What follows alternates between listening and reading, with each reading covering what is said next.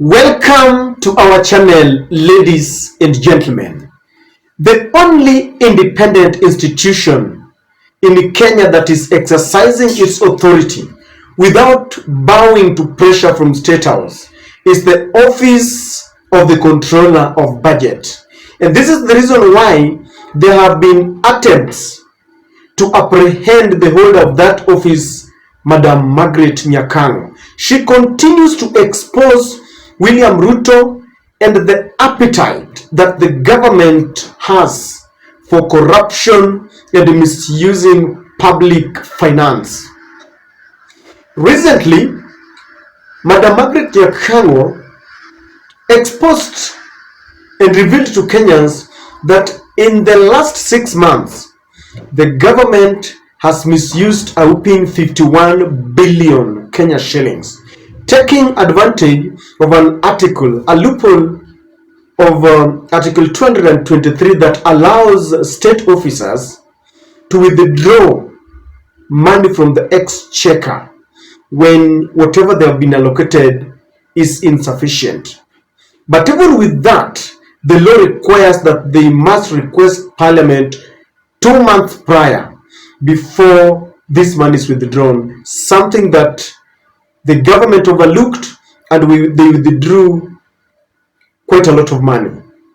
Now, the one that really shocked many is the 700 million shillings that was withdrawn on 23rd of October last year that went to the construction of a presidential dais in State House. And then it was followed by 400 million Kenya shillings that was allocated to State House for the purchase of motor vehicles. And of course, there was some money that was given to State House for purchase of non-food stuff items. And the controller of budget was saying that one of the preconditions that must be followed before such money is withdrawn is that there must be a sense of urgency. And she's saying that all this money was put to use that was never urgent at all. But if there's something that has shocked many is a video that has come up.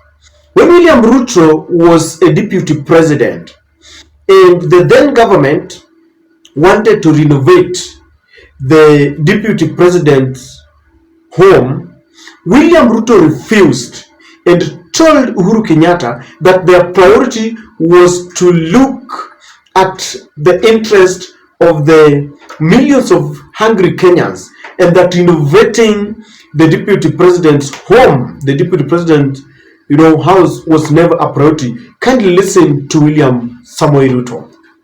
And I want to tell the good people who want to assist us with the renovation that for Kenya Kwanza, renovating the residence of the deputy president is not a priority. The priority is to sort out the hunger of the close to 3 million Kenyans who today are sleeping hungry. There are many people who are obsessed with positions and with largesse about leaders. I want to persuade them for a difference, that please, we have 3 million Kenyans today facing starvation. It is only inhuman if anybody thinks that while we have 3 million Kenyans facing starvation, that the priority is to renovate the residence of the deputy president. Now, that was William Ruto, and that was in 2022 when he was campaigning, and he wanted the hustlers to understand or to feel that he cared so much about them that renovation of a house where he was living was not a priority.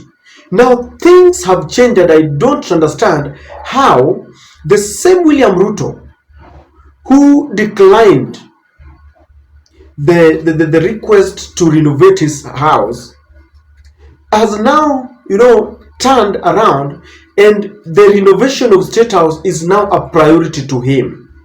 If renovation of a deputy president's house was not a priority because people were languishing in poverty and hunger, has that changed?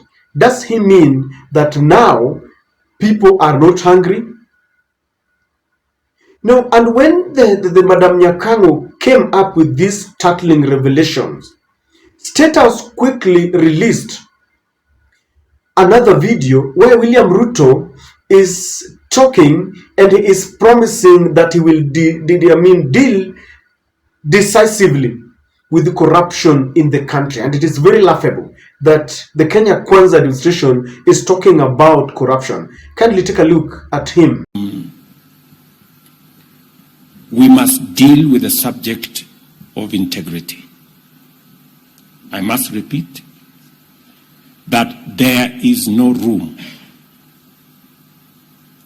or space or opportunity for this administration not to deal with corruption firmly, decisively, and conclusively. As you heard in the meeting we had with the legislators and all the other groups, every principal secretary, every cabinet secretary is responsible for the decisions they make. It doesn't matter whether somebody called you or somebody threatened you, don't make the wrong decision. I want us to talk about this, ladies and gentlemen, because it does not make sense to me. If you're watching us for the first time, please take a second or two and subscribe to our channel. Click the notification bell and like our videos. You can help us to share our videos.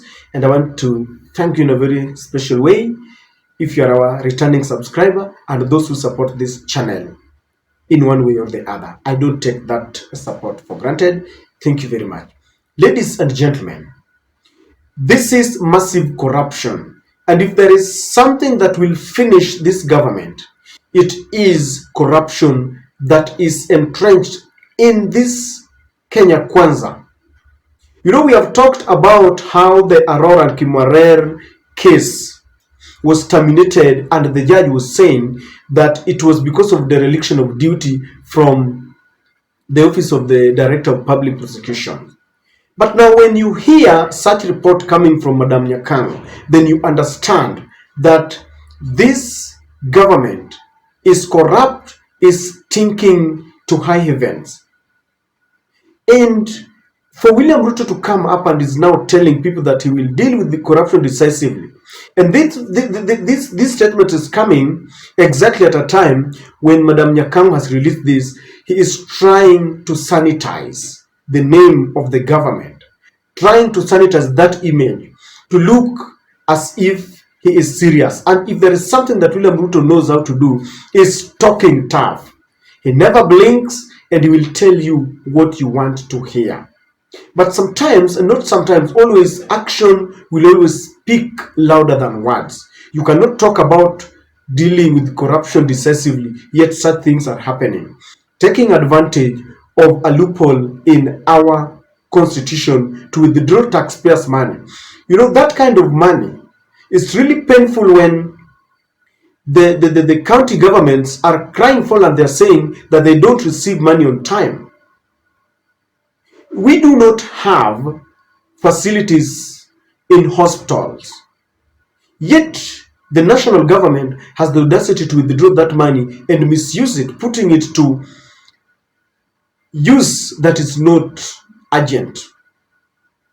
There is an element of disobedience to our constitution, because it is clear that before you make such withdrawals in the supplementary budget, you must contact Parliament 2 months prior to these withdrawals. Now, for William Ruto to decide that the state agencies were going to just withdraw the monies without the authority of the Parliament, then it tells you he knows very well that there is nothing that Parliament will do, because if there is an institution that was supposed to be questioning all this even before Margaret Nyakango comes up with the complaints, it is the Parliament that should be asking why the executive arm of the government is making withdrawals without their authority.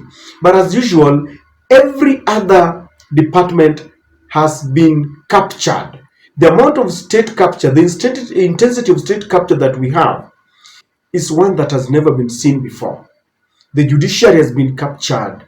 Legislature has been captured. There isn't any other government. And as I'm humbly submitting to you, one of the very departments that have stood firm is the Office of the Controller of Budget. And of course, we can mention a few judges who have also stood firm, like Judge Eunice Nyotu, who called out Ruto and the Office of the Directorate of Public Prosecution and said they are thwarting and making sure that they work hard to collapse corruption cases.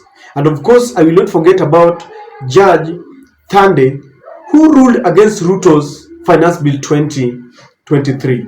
There are very few.